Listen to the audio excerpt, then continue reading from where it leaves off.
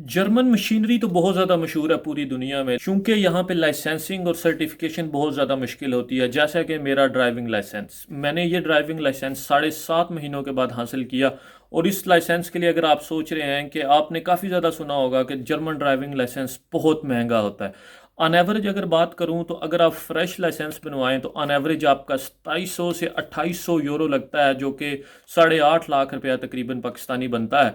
ये लाइसेंस जो कि मैंने पाकिस्तानी से इसको कन्वर्ट करवाया, 7 से 7.5 महीने लगे और मैं बहुत ज़्यादा प्रोसीजर से गुजरा और इसकी कास्ट मुझे 2200 यूरो पड़ी। लेकिन इन पैरेलल मेरा एक दोस्त जो कि फ़्रेश लाइसेंस बनवा रहा था और उसका फर्स्ट अटैम्प्ट में पास भी नहीं हुआ, तो तकरीबन 3500 यूरो में उसने ये लाइसेंस हासिल किया। अब इस लाइसेंस की वैलिडिटी और इसका तरीकाकार क्या है, कैसे अप्लाई कर सकते हैं, आप यूट्यूब की वीडियो मेरे चैनल पे देख सकते हैं या आप मेरे फेसबुक पेज को लाइक कर सकते हैं, जिसमें मैंने डिटेल से हर चीज़ एक्सप्लेन की है। See you with the next video.